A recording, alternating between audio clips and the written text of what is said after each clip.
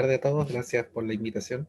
Sí, se le da gracia, se le da gracia ahí a Spanta Fox, nuestro meteorólogo de confianza, de cabecera, que es súper importante. Cuando ustedes estén en las montañas y tienen dudas, le mandan un mensaje ahí con el satelital y les va a mandar el meteo, si pueden o no pueden hacer cumbre.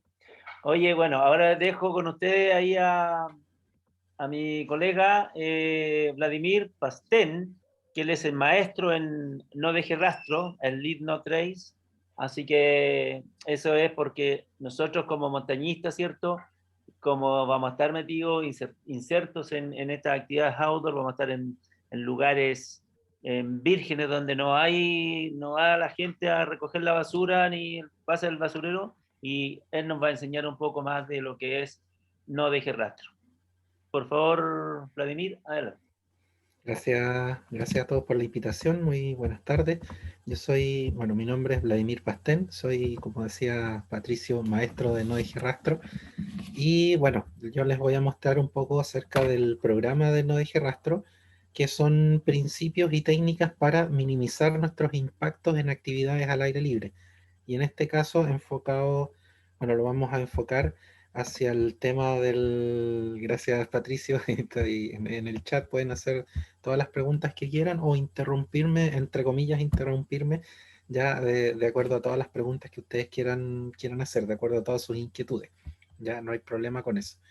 Entonces, en honor al tiempo, porque hay poquito, ya, bueno, yo esta presentación la tengo catalogada como más allá de No Deje Rastro, o un poquito más allá de No Deje Rastro, porque considero que muchos creemos que sabemos mucho sobre No Deje Rastro a veces y en realidad es casi como la puntita de un iceberg porque creemos que por el hecho solo de volverse con la basura ya estamos cumpliendo con los principios, siendo que los principios van un poco más allá. Y también les quiero dejar una propuesta para ir un poco más allá en nuestras actividades cotidianas también, con respecto a No Deje Rastro.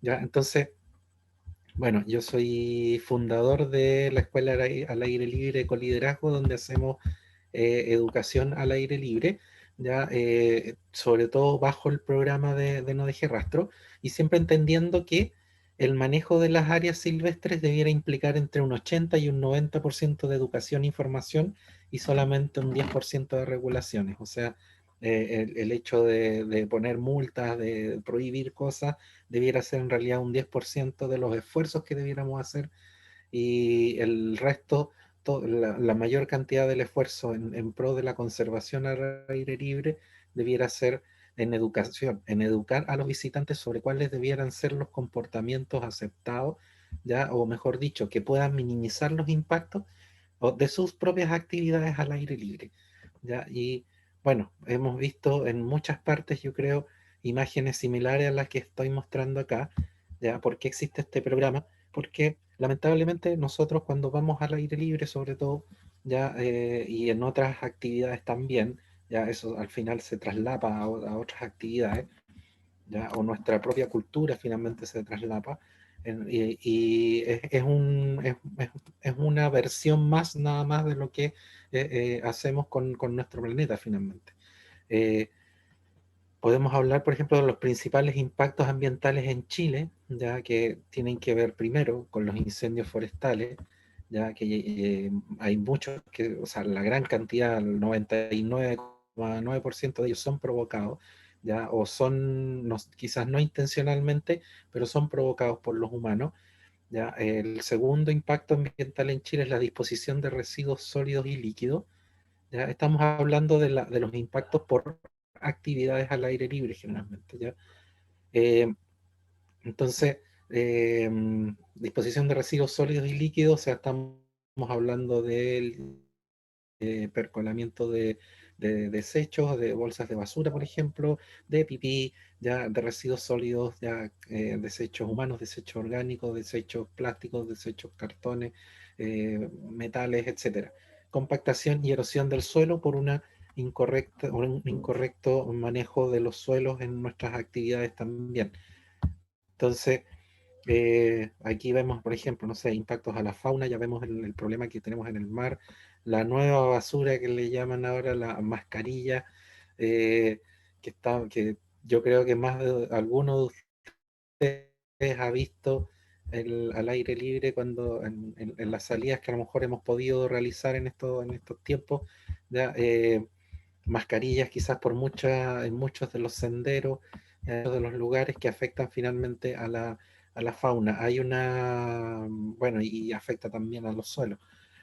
Hay una campaña sobre cortarle los elásticos a las mascarillas, los elásticos que nos sostienen de las orejas, pero el primer consejo debiera ser que no botemos las mascarillas y una disposición adecuada de nuestros desechos finalmente. Ya, ese debería ser el primer consejo. Quizás muchos de nosotros hemos estado en la cumbre de la campana y la hemos visto lo rayada que está, lamentablemente, que una tradición que lleva ya más de 100 años esto, pero que se sigue haciendo. Entonces, el área de la cumbre, por ejemplo, el Cerro de la Campana, lo encontramos eh, como, como se puede ver en la imagen de llena de rayas, nos queda prácticamente roca sin rayar. Ya el problema con los árboles, por ejemplo, cuando los marcamos, ya eso puede dañar gravemente al árbol, queda propenso a enfermedades, queda propenso a hongos, etcétera. Incluso puede ir el tema de los residuos, ya el tema de cómo hacemos nuestras necesidades al aire libre, ya también lo vamos a abordar en esta charla o en esta clase. Y eh, bueno, aquí hay una manera donde no fue una forma muy adecuada porque lamentablemente mató una parte de una yareta, ya siendo que esto fue a 3.000 metros de altura, 3.300 en piedra numerada, camino al Cerro El Plomo, en la región metropolitana. eh, Alguien hizo ahí, ¿cierto? Le dejó los papeles ahí mismo para que no se volaran los papeles, le puso una roca encima y lamentablemente eso se puede mantener por cientos de años, incluso a esas altitudes se puede mantener ahí de esa forma, y más encima mató también una parte de una yaretilla en este caso.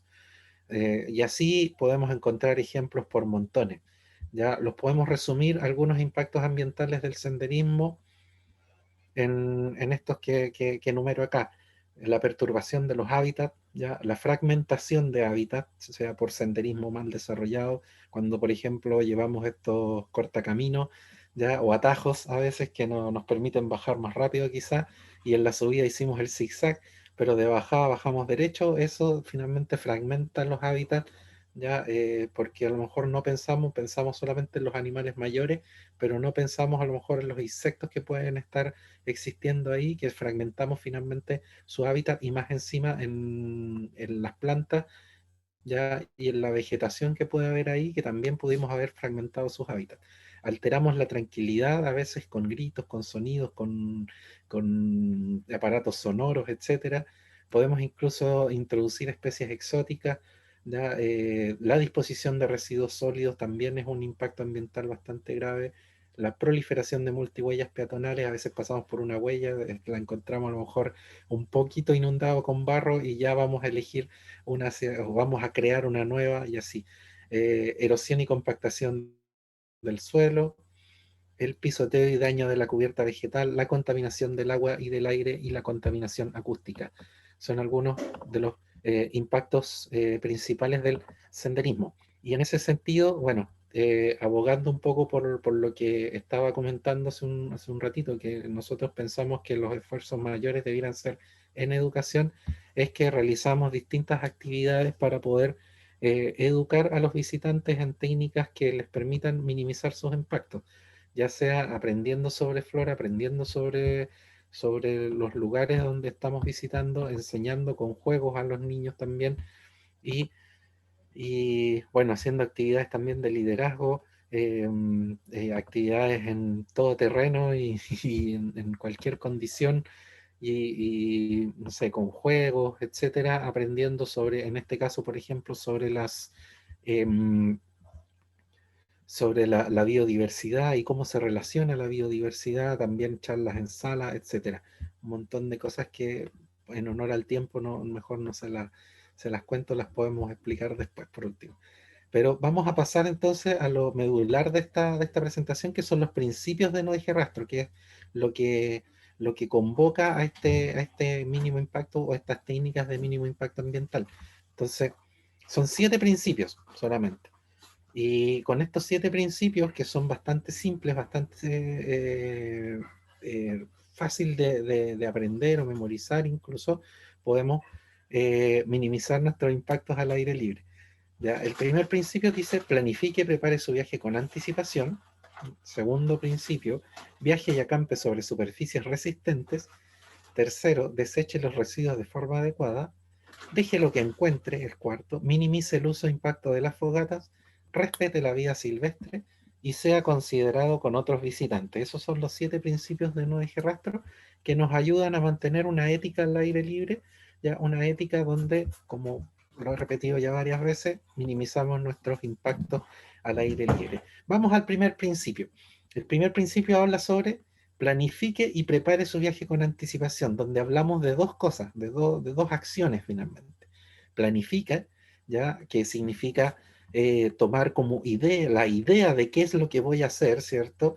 Y preparar mi viaje de acuerdo a esa idea que yo tuve. Voy a preparar mi viaje, ya sea con la alimentación que voy a llevar, el equipamiento que voy a llevar también, o que voy a llevar mi vestimenta, etcétera, cómo me voy a preparar para la salida, ¿ya? Y eso tiene que ver con algunos factores que están nombrados acá, porque sencillamente en nuestra etapa de planificación debiéramos tener claro que vamos a una actividad. De hecho, por eso yo creo que ustedes están tomando también este curso, que es porque las actividades al aire libre y sobre todo el montañismo es una actividad de riesgo finalmente, donde corremos algunos riesgos todos los que salimos al aire libre, aunque algunos a veces dicen: no, yo me siento más en riesgo cuando salgo a la calle que al aire libre. Y en realidad los riesgos son similares, porque tienen que ver también con las acciones humanas y tienen que ver también con las condiciones del ambiente. Entonces, solo que hay más condiciones humanas en la ciudad que en la montaña finalmente, pero las condiciones humanas también tienen que ver conmigo mismo. Entonces hago una verificación de riesgos primero, ya de cuáles son los riesgos que podría conllevar. Hago mi planificación de acuerdo a eso, y según mi planificación también voy a preparar mi viaje. Por ejemplo, bueno, aquí vamos a ver algunos factores de los cuales me preocupo, ya, sobre todo con los riesgos: la insolación, ¿cierto? La deshidratación, los accidentes traumáticos, la hipotermia, congelamiento, mal de altura, heridas, inanición, asfixia, etcétera. O sea, podríamos pasar por varias de esas cosas que, bueno, en mi experiencia uno puede pasar por cualquiera, puede pasar incluso más de una en alguna salida en algún momento. Y eso lo vamos a minimizar de acuerdo, si es que nuestra planificación fue lo más extensa y detallada posible o no, finalmente. ¿Ya? Entonces, la planificación lo que busca finalmente es eh, asegurar que los riesgos de esta salida sean los mínimos. ¿Ya? Eso obviamente no lo vamos a poder bajar al 0%. Ya no va a existir una salida con 0% de riesgo, ¿ya? Pero sí los podemos minimizar bastante, teniendo en cuenta algunos factores como el grupo humano, ¿ya? O sea, parte en el fondo, la psicología, y de conocernos también como equipo, ¿ya? Eso es importantísimo, y saber en qué condiciones estamos. De hecho, el método 3x3 de gestión del riesgo implica, eh, que no sé si ya lo vieron o lo van a ver en alguna de las clases, ¿ya? Sí, No sé, Patricia, ¿ya oye, lo... ¿Sí? sí, sí, lo vimos en gestión del riesgo y también lo vamos Ya, a ver en perfecto. lo que es la planificación, ¿ya? Ya, perfecto. Entonces, el método 3x3 se hace cargo de esta parte del grupo humano, de cómo estamos, ¿cierto? El itinerario también, ¿cierto? El método 3x3 también es importante. Y, bueno, aquí dice climatología o meteorología también, que ya lo estábamos viendo recién en la clase tan interesante que vimos recién.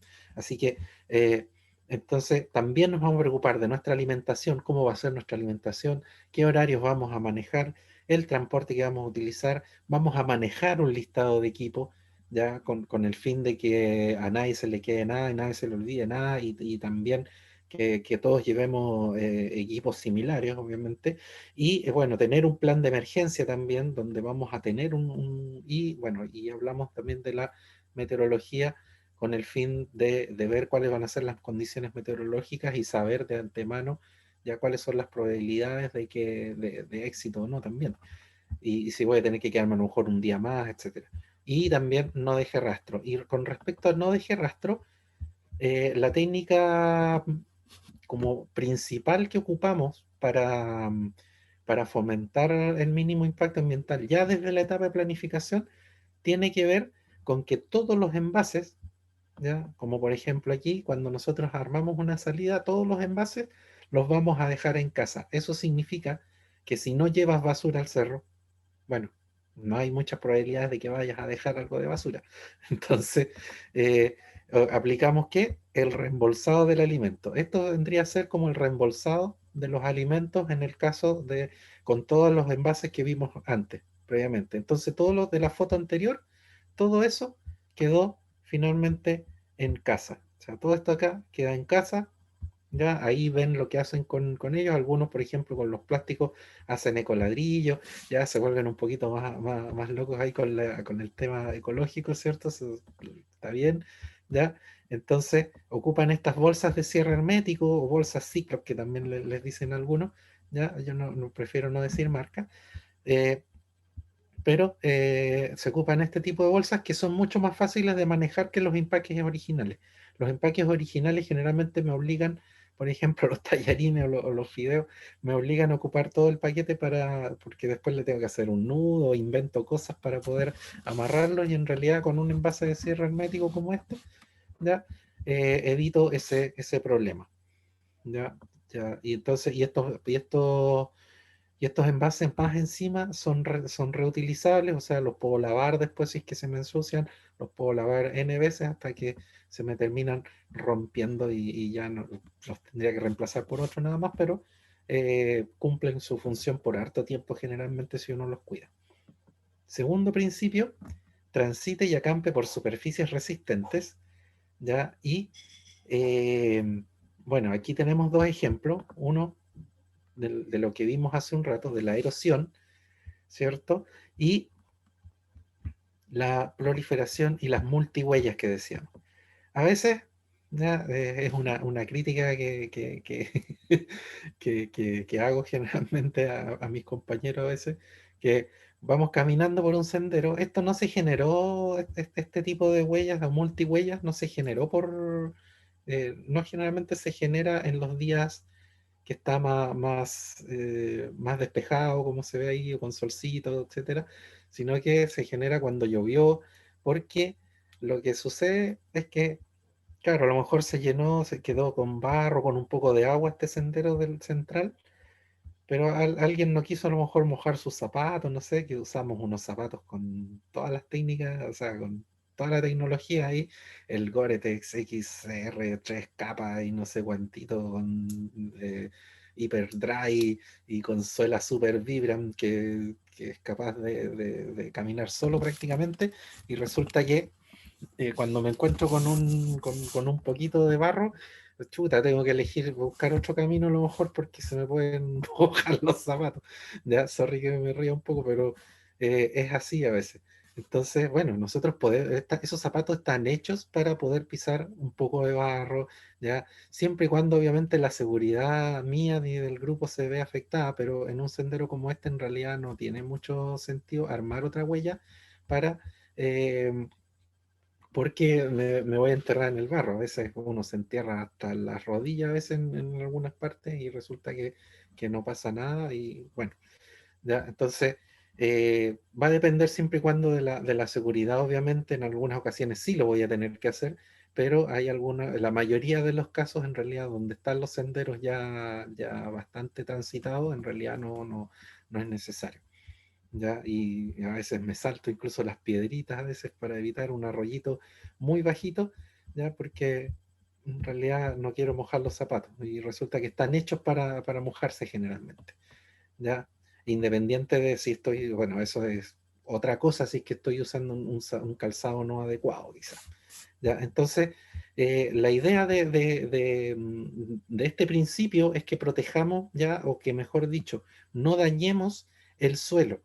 El suelo es el principal agente de vida que tenemos en nuestro planeta.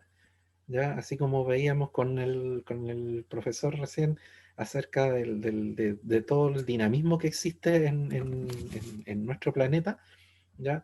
Parte de ese dinamismo también lo causa la vida en sí, ¿ya? Con la evaporación de la humedad, etcétera, con el manejo de la humedad, y también hay una suerte de comunicación entre los vegetales. Y eso es lo que vamos a ver en este video que les voy a compartir ahora. No sé si le puse sonido. Ahí está.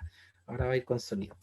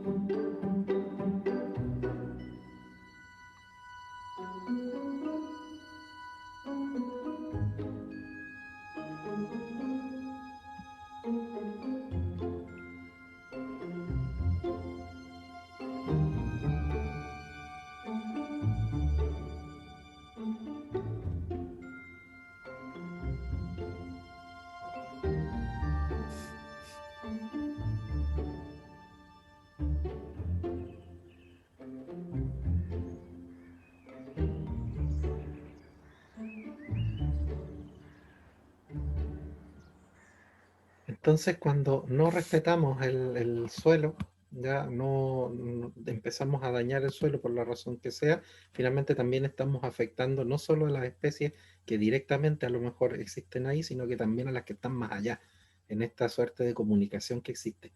No sé si alguno de ustedes conocía algo de esto, había leído, escuchado o visto algo de esto, no sé si me quieren comentar.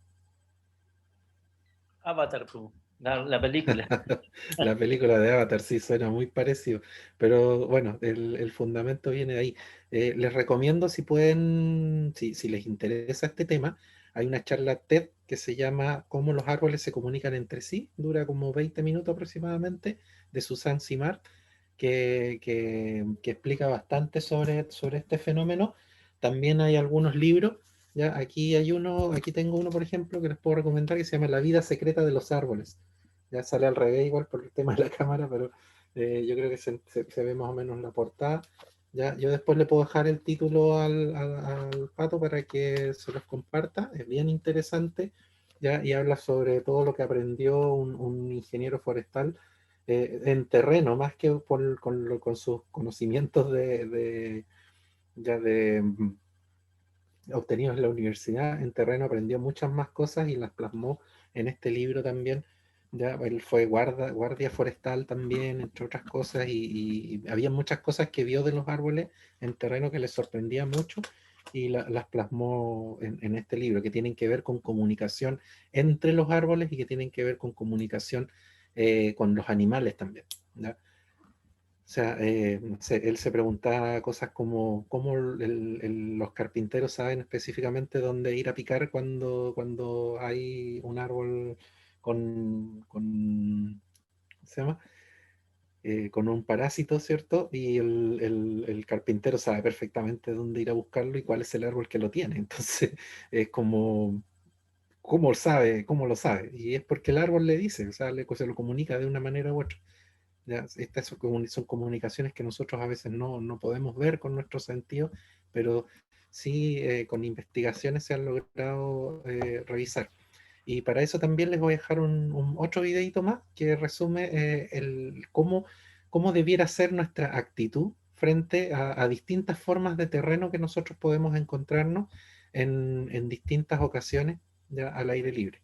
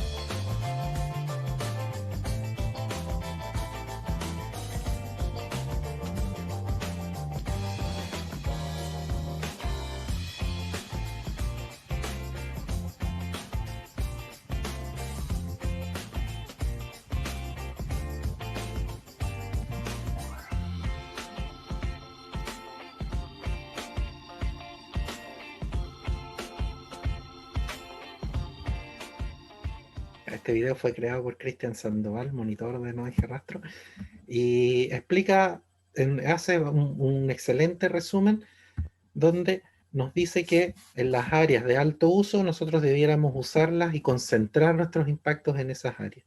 Y en las áreas prístinas, ya la recomendación es o usar superficies resistentes para eso. Superficies resistentes tiene que ver superficies donde que no sean orgánicas o que haya poca vida, ya, y que sean resistentes en el fondo a nuestros impactos, ya, o que sea capaz de recuperarse de ellos muy rápidamente, y podemos dispersar ahí nuestros impactos si es que no es una superficie resistente como roca, arena, etcétera. En arena, claro, vamos a concentrar nuestros impactos porque la vida no se va a ver altamente afectada si nosotros, por ejemplo, transitamos por ahí o caminamos o acampamos por ahí, ¿ya? Pero en cambio en un pastizal sí vamos a tener que a lo mejor, eh, si es que no hay un sendero definido, obviamente, si no es que no hay un área de alto uso, si lo hubiera, usaríamos esa, pero como no hay, vamos a dispersar nuestros impactos y uno va a caminar un poquito más allá, otro más acá, cosa de que la vegetación se pueda recuperar más rápidamente de una pisada, obviamente, que de 10 o no sé, o de 5, ¿ya? Dependiendo del tamaño del grupo. Ese es entonces el segundo principio de no deje rastro. Tercer principio de no deje rastro, disponga adecuadamente de los desechos. Y aquí vamos a tratar varios temas, sobre todo durante, ¿ya? Porque antes de salir, bueno, antes de nuestra salida, eh, hay una suerte de cultura de la basura, como decían los prisioneros, ¿cierto? Que es independiente de quién sea el grupo que se junte, va a quedar un basural. Y eso también pasa con la montaña, lamentablemente. Entonces, antes de la propuesta, ya la hicimos, era el reembolsado de los alimentos, ¿cierto? Y no pensar también que la basura orgánica debiéramos dejarla a lo mejor en esos terrenos, ¿ya? Porque si estamos hablando de lugares donde hay suelo orgánico, bueno, quizás la justificación es clara. Puede decir, bien, esto se va a degradar acá. No sé, una piel de fruta, una piel de naranja, una piel de una cáscara de plátano, cáscara de manzana, lo- las pepas, etcétera, ¿ya? Pero el problema es que generalmente nosotros vamos a lugares donde llegan más personas, donde hay más personas todos los fines de semana generalmente, y nosotros estamos incorporando estos elementos al suelo. Y resulta que en el suelo o en el lugar que estamos visitando no necesariamente vamos a encontrar plataneros, manzanos, naranjos, ¿ya? O la fruta que estemos llevando como basura orgánica. Y esta basura orgánica finalmente lo que está haciendo es cambiar la composición del suelo, de un suelo que en teoría debiera estar en equilibrio. Si hablamos, por ejemplo, del bosque esclerófilo, estamos hablando de que hay quillay, de que hay peumo, de que hay litre, a lo mejor hay boldo, a lo mejor hay boyén. ¿Ya? Esas especies el, eh, generan una acidez del suelo que va a ser muy distinta a la que nosotros podríamos llegar a crear si es que estamos enterrando todos estos elementos o dejándolos ahí todos los fines de semana. O sea, si un lugar lo visitan 300 personas, A lo mejor si, claro, a lo mejor yo no me voy a dejar esa piel, quizás no. Entonces, si 300 personas hacemos lo mismo todos los fines de semana, estamos hablando de que eso si lo multiplicamos por 52, estamos hablando de que como cerca de 15.000 cáscaras de distintas cosas estaríamos dejando y ahí la historia ya cuenta, es otra. Entonces, pensemos también en la degradación, en cuáles son los tiempos de degradación de estos elementos. O sea, las pieles de fruta duran 6 meses, entonces ya no son 15.000, bueno, ya son eh, es la mitad, 7.500. Igual es un número bastante grande para 6 meses cuando ya empieza otro proceso de renovación de esas pieles de fruta que estaríamos dejando. Y ojo también con los vidrios. Los vidrios dice que es de los elementos que más se mantiene en los suelos, o sea que su degradación se estima en unos 4.000 años, pero alguna literatura incluso dice que nunca se degradaría. Así que ojo con lo que estamos dejando, la idea es no dejar ojalá nada, ¿ya? Pero lamentablemente hay algunos elementos ya que sí vamos a dejar y eso lo vamos a ver en el durante. Y bueno, ya les había comentado de que en nuestra etapa de planificación nosotros vamos a eh, fomentar el reembolsado de los alimentos, nuevamente está la imagen ahí, y para eso, bueno, también les dejo un desafío, ya, para cuando hagan las salidas de este curso, es que, disculpen el modelo nomás, pero cuando ustedes salgan, hagan sus salidas, ya, que toda su basura del día o de los 2 días que salgan, esta es una basura de 2 días, quepan en un envase de jugo o que sean de ese tamaño, depende si ustedes usan jugo o no, pero que sean más o menos de ese tamaño. Ya se puede. O sea, si yo puedo, yo no soy ningún superhombre como para haberlo hecho. Y yo hay incluso salían que no genero ninguna basura, que ya la dispuse antes desde casa. ¿Ya? Entonces, ahora bien, eso fue el antes.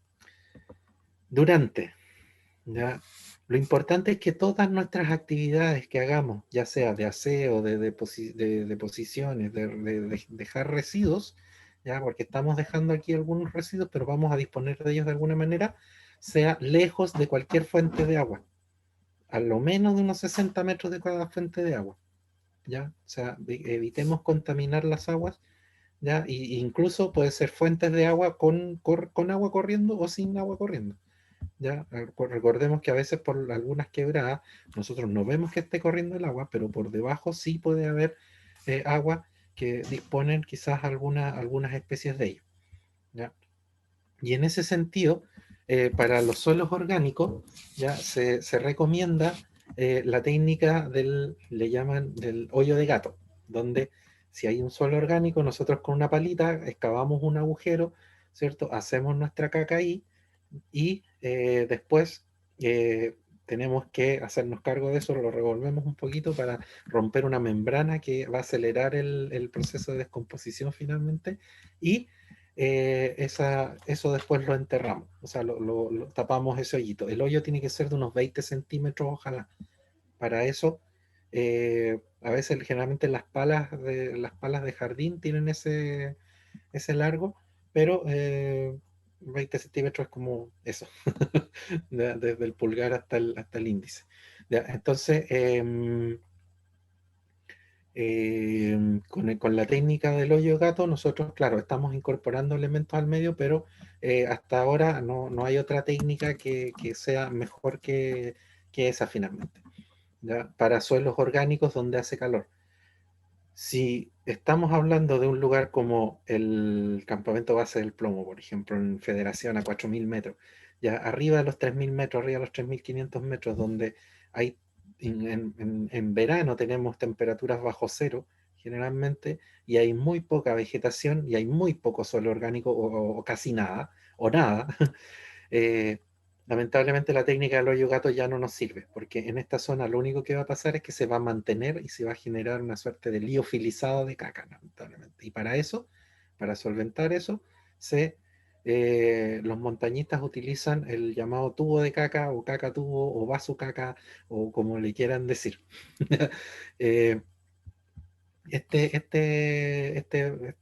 esta forma ya no es que nosotros hagamos dentro del tubo, ya, ahí está el ejemplo del tubo que se transporta generalmente se transporta por fuera, pero uno lo puede transportar por donde quiera, ya puede ir adentro de la mochila igual, porque no debiera pasar nada, ya, y lo importante, bueno, ahí les voy a comentar cómo transportar esto, ahí están todos los muchachos aquí de la limpieza del plomo con sus tubos de caca, ya, o bazucacas, o TPD le llaman ellos, ya, pero la forma es que ya, me dan ganas, eso es importante.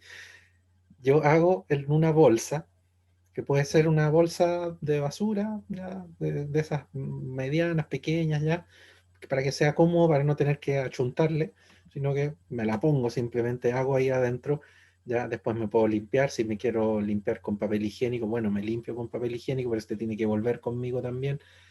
Si quiero me puedo lavar, puede ser una oportunidad también para hacerse un aseo.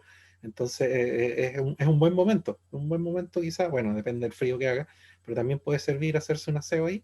Y eh, después esta bolsa yo la cierro, la puedo meter dentro de otra bolsa a lo mejor, o antes de cerrarla incluso le puedo echar o una aspirina, talco, ¿ya? O arena de gato. Eso es lo que usan generalmente.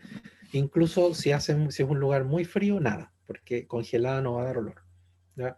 En invierno en la nieve, por ejemplo, yo no he tenido ningún problema para no echarle nada por el tema del olor, porque congelada jamás va a dar olor. Eso se va a congelar y no, nada, la verdad, huelo más mal yo que lo que estoy transportando, ¿ya? Entonces, esta bolsa ya la cierro bien, le quito todo el aire posible, hay que quitarle todo el aire porque si se llegara a generar gas metano por el proceso de descomposición, si es que le da un poquito de calor en algún momento y empieza a generar este gas metano, puede llegar incluso a explotar, ¿ya? Entonces es importante cerrarla bien, que no le dé aire, que quede siempre en un lugar frío, que esté muy frío siempre, y después esa bolsa la echamos, la podemos echar en otra bolsa si desconfiamos un poco.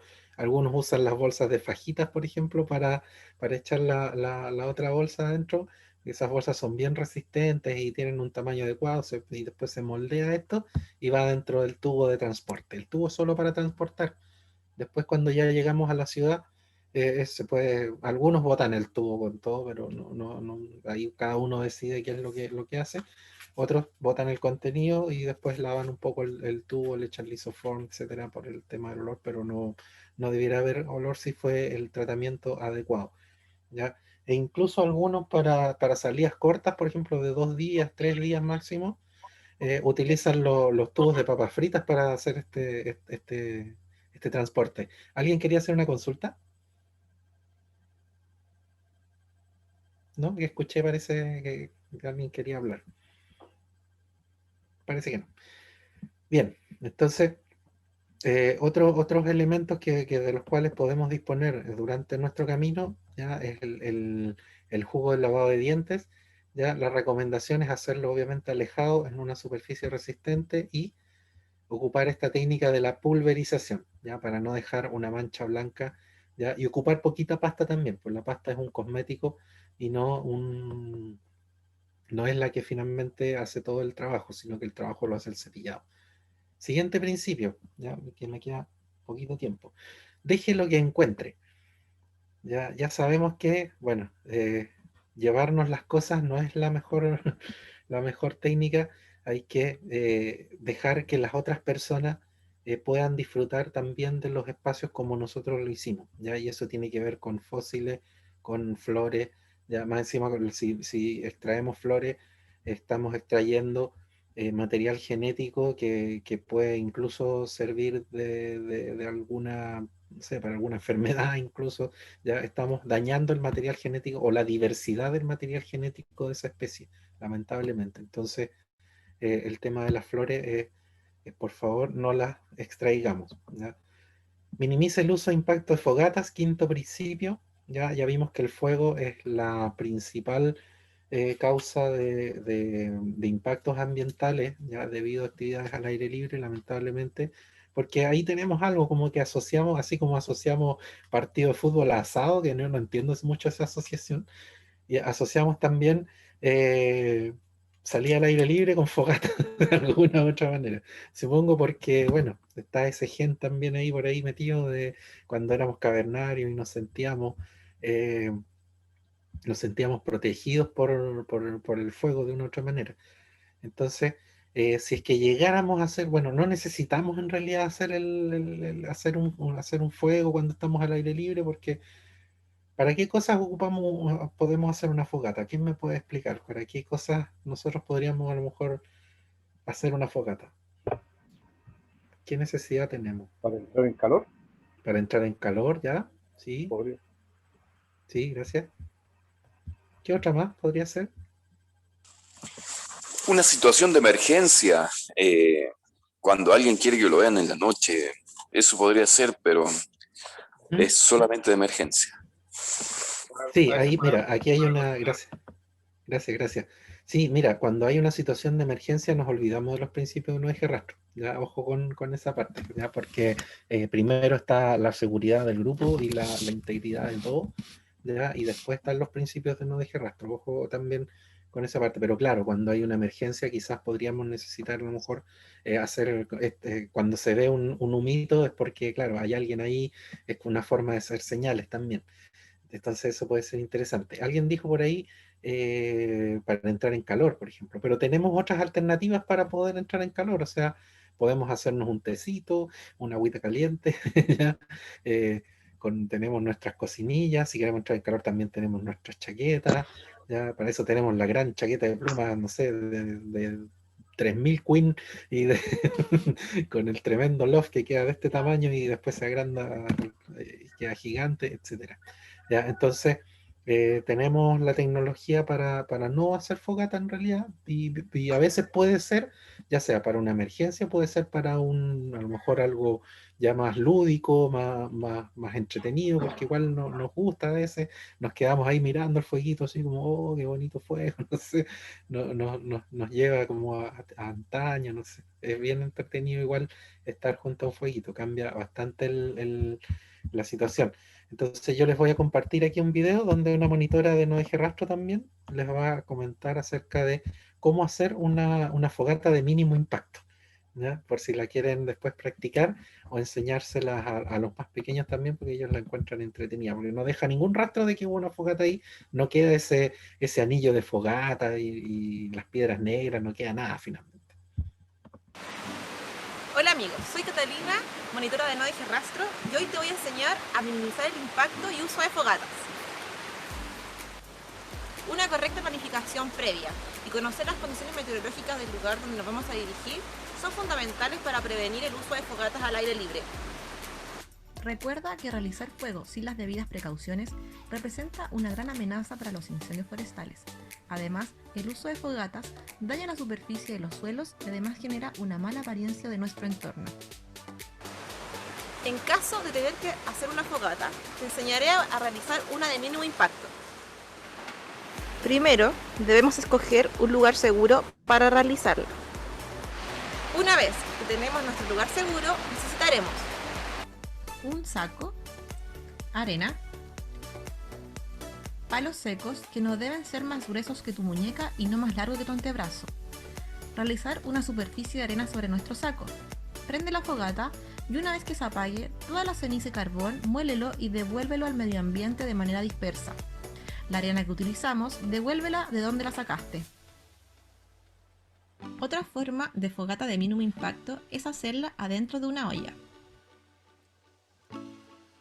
Si te encuentras zona de fogatas, desármalas tratando de que no se note que en algún momento hubo fuego ahí. Puedes colocar al área quemada material orgánico para que éste se recupere. Finalmente te daré algunas recomendaciones. Prefiere siempre el uso de cocinillas. No realices fuego en áreas prohibidas. Recuerda que prevenir los incendios forestales es tarea de todos. En zonas donde permitan su uso, utiliza siempre los sectores exclusivos para realizar fuego y no hagas uno nuevo. No cortes ramas de los árboles y utiliza solo palitos secos. Bueno amigos, eso fue todo. Espero que les haya gustado esta técnica para minimizar el impacto y uso de fogatas. Recuerda, donde vayas, no dejes rastro. ¡Nos vemos! Entonces, muchas gracias Catalina ahí por compartir la información sobre cómo hacer una fogata de mínimo impacto. Y nos quedan dos principios, ya, respete la vida silvestre, que es importantísimo con respecto a la vida silvestre respetar los otros principios finalmente, ya, porque hablamos acerca de si nosotros disponemos adecuadamente de nuestros desechos, nosotros vamos a evitar, por ejemplo, alimentar a la fauna. Alimentar a la fauna es súper dañino para ellos, porque de partida no están acostumbrados sus cuerpos no están acostumbrados a procesar nuestros alimentos, los alimentos que nosotros ocupamos. Son muy llamativos para ellos, sí, porque tienen muchas sales, tienen muchos olores, son bastante sabrosos para lo que están acostumbrados ellos, y por eso generalmente si se llegan a alimentar de nuestra comida, la van a seguir buscando por lo mismo. Pero les puede hacer daño, ya sea en el olor que ellos generan, y recordemos que los olores son muy importantes en la naturaleza, porque te indican también el estado de salud de una especie, de un individuo, ¿ya? Y por ejemplo, si es que llega un zorro, ¿ya? Si es que viene un zorro y se quiere aparear y resulta que su compañera ahí lo encuentra con olor a papas fritas, le dice, ah, está pasado humano. Entonces, muchas, en realidad no va a querer a lo mejor aparearse con él, y lamentablemente va a quedar ahí su genes, no va a ser capaz de traspasar su información genética a nuevas generaciones, ¿ya? Entonces, también se va a acercar más a los humanos, ¿ya? Y eso también puede generar problemas, porque no todos los humanos nos acercamos con las mismas intenciones, ¿ya? Hay algunos que se acercan para cazarlos, para simplemente dañarlos nada más, ¿ya? Otras cosas, ¿ya? Entonces, es importantísimo, ya, no alimentar a la fauna, ¿ya?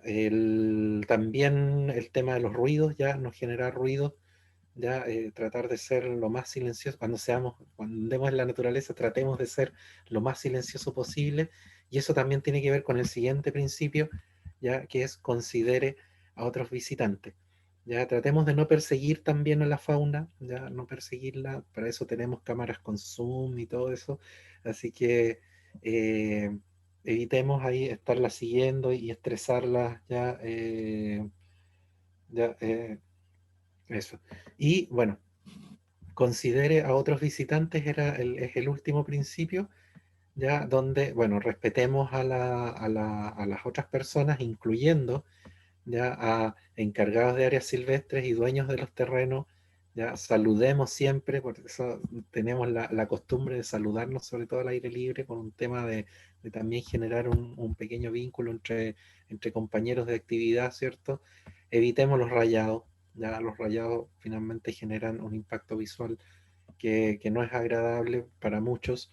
Y hay otras técnicas que aquí nos va a explicar nuestra amiga monitora también, ya, porque no me gusta hablar tanto a mí, prefiero que tengan otras voces que nos ayuden aquí. Susana nos va a ayudar también, que es monitora, a entender este principio de considere a otros visitantes. Si es que se logra cargar el video, ahí se está justo por cargar cuando... Ahí está. Gracias. Hola, soy Susana y hoy en este video te explicaré en qué consiste el principio respete a otros visitantes.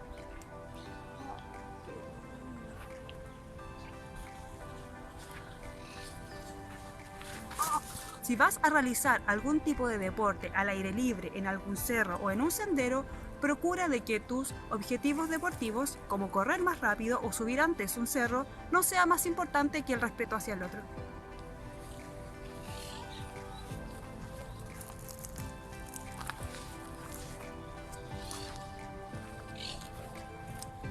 Cuando venimos a un espacio de naturaleza, queremos conectarnos siempre con nuestra esencia de ser humano. Por eso tu invitación es siempre a saludar al otro. Aunque no lo conozcas, una sonrisa puede hacer la diferencia. ¡Ay, qué linda la naturaleza! Me encanta escuchar a los pajaritos, el silencio, el viento. Yo sé que nadie te dobla, joven de la pobla. Yo, lengua dura, te saluda con un hola. Tienes que sacarte la capa de mal vestido, mal oliente, mala gente. Cuando vienes a un paisaje como este, quieres conectarte con todos tus sentidos, y así lo mismo los otros visitantes. Por lo tanto, si vas a un paisaje natural, Deja la música en casa y respeta la experiencia de los demás. Ah, qué bueno está el paisaje por acá. Ah, justo este caminito. Oh, ideal para sentarme a comer algo rico. Oh, estoy entero cansado. Ah, qué rico. Ah, qué rico. Disculpe, permiso. Qué rico la Permiso, comidita. caballero. Qué rico. ¿Por dónde paso? Qué rico. Los senderos siempre se han habilitado para el tránsito, ¿cierto?, de cada uno de los visitantes. Por lo tanto, cuando tú descanses, procura hacerlo en lugares habilitados y no obstaculizar el paso de los demás. Espero con este video haya quedado claro el principio respeta a otros visitantes y así puedas tener una mejor experiencia en la naturaleza tú y los demás. Nos vemos en el próximo video. Adiós. Entonces, gracias Susana por compartir la información ahí sobre el considere a otros visitantes. Y ese es un paseo ahí por los 7 principios de No Deje Rastro, ya donde partimos planificando antes de casa, o sea, perdón, antes de salir de casa, ya planificamos, preparamos nuestro viaje con anticipación, muy importante. Para eso aquí también en el curso tienen una parte de planificación, ¿cierto? De expediciones, planificación de salidas a la montaña. ¿Ya? Viaje y acampe en superficies resistentes, es importante considerar las superficies por las cuales vamos a transitar. Si hay senderos, obviamente los vamos a respetar y vamos a tratar de no hacerlos crecer. Lo mismo para las áreas de campamento establecidas. Disponga de desperdicios de la manera más adecuada, más apropiada. Ya es súper importante, ya con el fin de no dejar o dejar la mínima cantidad de desechos en los lugares que visitamos.